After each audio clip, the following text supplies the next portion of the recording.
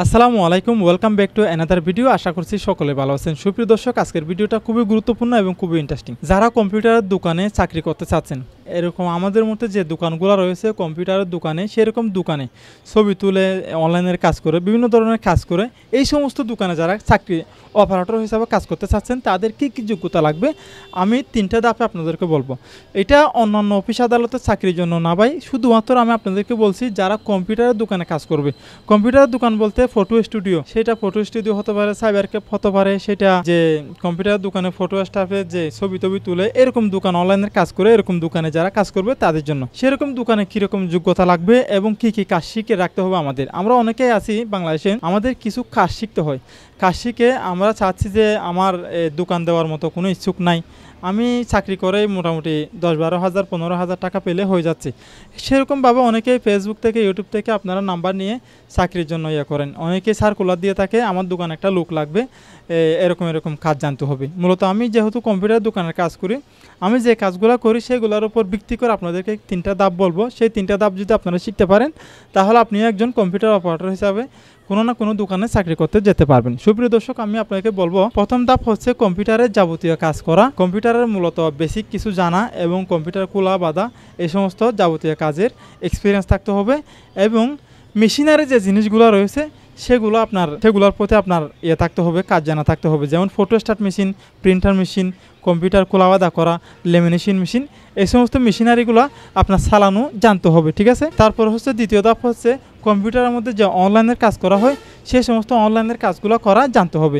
অনলাইনের কাজ শিক্ষা যেমন কলেজ থেকে শুরু করে বিভিন্ন আবেদন, ভার্সিটির আবেদন, কলেজের আবেদন, শিক্ষা প্রতিষ্ঠানের যে আবেদনগুলো করা হয় এই সমস্ত আবেদন থেকে শুরু করে অনলাইনের আইডি কার্ড এই সমস্ত যে জন্ম নিবন্ধন, আইডি কার্ড, বয়স্ক ভাতা, বিধবা ভাতা, এই সমস্ত যে আবেদনগুলো আছে সেই সমস্ত আবেদনগুলো আপনার জানা থাকতে হবে, ঠিক আছে। তারপর হচ্ছে এইটাতে আমরা এইটাই বলতে পারি এক কথায় ইন্টারনেট ব্রাউজিংয়ের কাজটা আপনার জানা থাকতে হবে আর কি। 3 নাম্বার হচ্ছে শিক্ষকতার যোগ্যতা। এখন কি লাগবে আপনাদের? শিক্ষকতার যোগ্যতা লাগবে, আমি প্রথমে একটা কথা বলি শিক্ষকতার যোগ্যতা সম্পর্কে। শিক্ষকতা হচ্ছে মূলত এই জায়গাতে শিক্ষকতার যোগ্যতাটা এটাই মূলত সার্টিফিকেট যে আপনার দক্ষতা, আপনি যে কাজটা জানেন এটা হচ্ছে শিক্ষকতার যোগ্যতা, ঠিক আছে।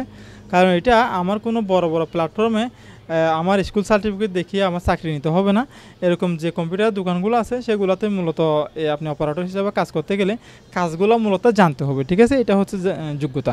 এবং আরেকটা কথা বলি, যারা যদি শিক্ষকতার যোগ্যতা চায়, যে কোনো দোকানদারা যদি আপনার কাছে শিক্ষকতার যোগ্যতা সনদ চায় তাহলে আপনি এটার জন্য হলে অন্ততপক্ষে জিএসসি তো অবশ্যই থাকতে হবে। কারণ আপনি যেহেতু অনলাইনের বিভিন্ন ধরনের কাজ করবেন, অনলাইনের প্ল্যাটফর্মে বিভিন্ন ধরনের শিক্ষিত পার্সন লোক মানুষেরা বেশি আপনার দোকানেটা আসবে। সেই জন্য অন্ততপক্ষে জিএসসি থাকলে বেশিরভাগ লোক এরকম কম্পিউটার অপারেটরের কাজ করে এসএসসি পাস থাকলে মূলত চলে।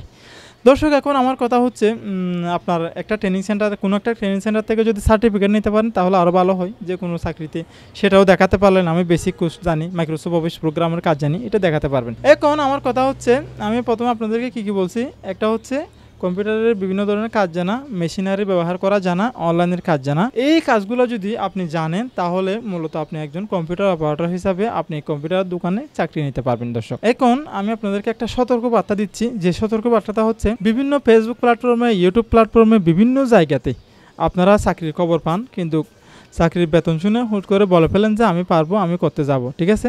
করতে জানার আগে আপনি ফোন করে বলবেন যে আপনার দোকানের চাহিদা কি, আপনি কী সেখানে কাজ করান, কী কাজের সেটা আপনি জেনে নেবেন, জেনে শুনে তারপর যাবেন। অনেক সময় বিভিন্ন স্ক্যামের শিকার হতে পারেন, ঠিক আছে। চাকরির খবর দিয়ে আপনাকে নিয়ে গিয়ে আপনাকে বন্ধ করে রাখবে, টাকা পয়সা নিয়ে আবার আপনাকে করবে। এই সমস্ত বিভিন্ন ধরনের স্ক্যাম মানুষ বিভিন্ন ধরনের টোকার হাতে পড়ে যায়। এটা থেকে কিন্তু হুঁশিয়ার থাকতে হবে এবং এই সমস্ত কাজ থেকে আপনাদের একটু থাকতে হবে, ঠিক আছে। এই সমস্ত বিভিন্ন স্ক্যামের হাত থেকে আমাদের বাঁচা থাকতে হবে।